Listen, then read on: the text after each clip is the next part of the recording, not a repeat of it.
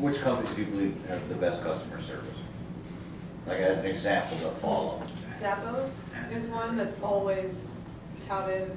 It's a shoe company. I don't know if everyone familiar with Zappos online shoes. The thing that's cool about them, I think, is forget about free returns, free whatever. If you call there and they don't have what you're looking for, they will help you find it on a website. Because it's all about helping you solve your footwear problems. Because next time you have a need, you're going to go back to them because they helped you solve your problem.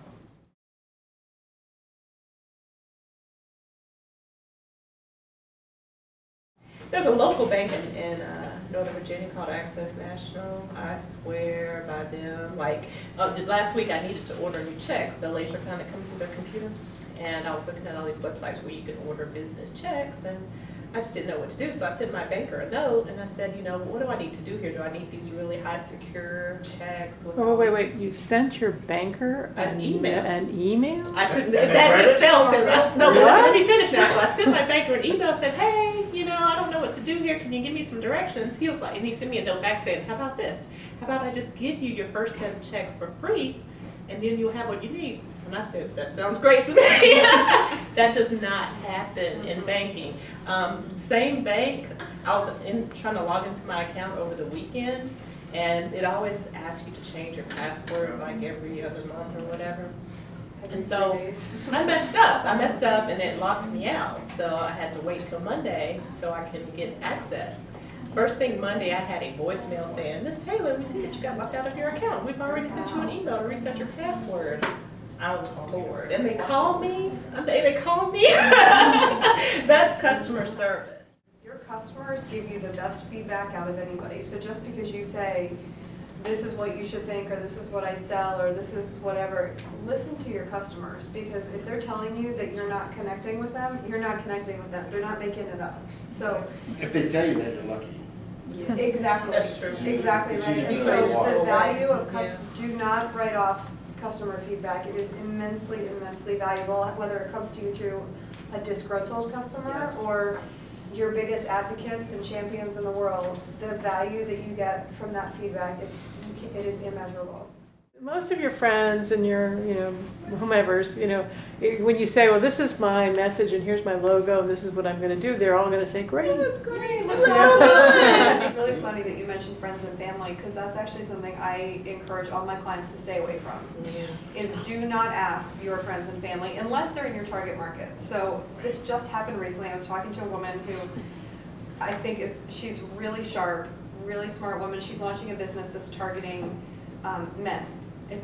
She's going to be targeting men who are looking to propose and want to have those really amazing viral video type of proposals. And so she's going to be working with men to execute these amazing proposals, and then she also does events, and she's a wedding planner and whatnot. But her core target audience is men.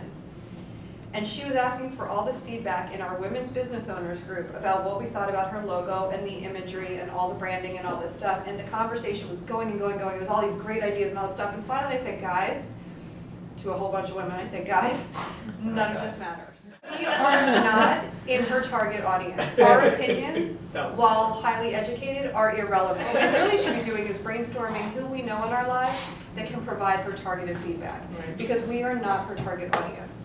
And so when you look for that feedback, whether it's on a logo or a business plan or who to invite to your event, or in my case it was a brand new website, go to the people who are in your target audience who can actually help you. So if that's your target market, go for it. If your mother's in your target market, give her a call. If not, find the people who are, or talk to the people that you know who might know people in your target market. I'm not suggesting write off people that you know and not tell them about your business, but just take the advice and the feedback, positive, negative, whatever, with a grain of salt, unless they're actually in your target market. When's the best time to do market research? All the time. Yeah, I would say never stop understanding your customer, because they're always changing. As companies evolve and products evolve. Like informational interviews are very powerful. Before I started my company, when I was still trying to figure out what I wanted to do, I set up meetings, coffee, whatever you want to call it, with a half a dozen people who, they don't necessarily have to be exactly in what you think you want to do, but they should be generally knowledgeable, helpful people. and just have those conversations and, you know, have your questions, but give them some room to kind of talk to you about what you're interested in. That's very powerful in any type of market research.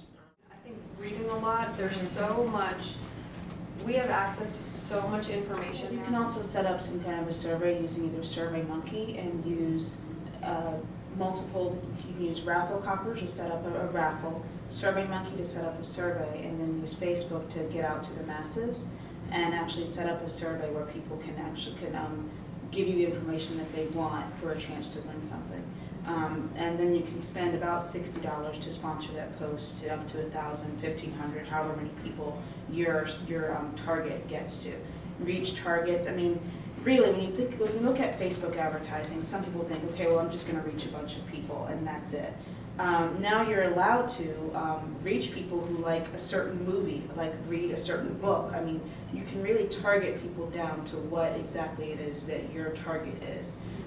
So if you're looking at literally popcorn and ice cream, if someone likes Ben & Jerry's and you want to reach everyone who likes ice cream or something else, you can key in Ben & Jerry's, and if whoever liked ice cream enough to say Ben & Jerry's, then you can do a whole survey to see what flavor they like, and you know you've got the right target. So you can really target down really, really well with Facebook marketing, and it can be as cheap as just $60. Actually, it can be cheap as $15. Nicole has mentioned one of my favorite things, which is the ability to get at your competitors' customers. So Eric could say, I want to target all people that like whatever this biggest, I don't know who the biggest archery company is that's out there. But he could say, I want my ads to target people who already have liked the Lancaster archery page.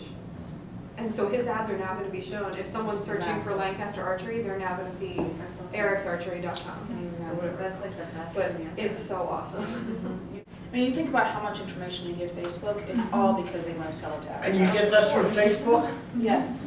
Or So Google. all that information that you're giving to Facebook and Google, especially Facebook though, all of that is searchable as an advertiser. So you can zero in on exactly who your target is.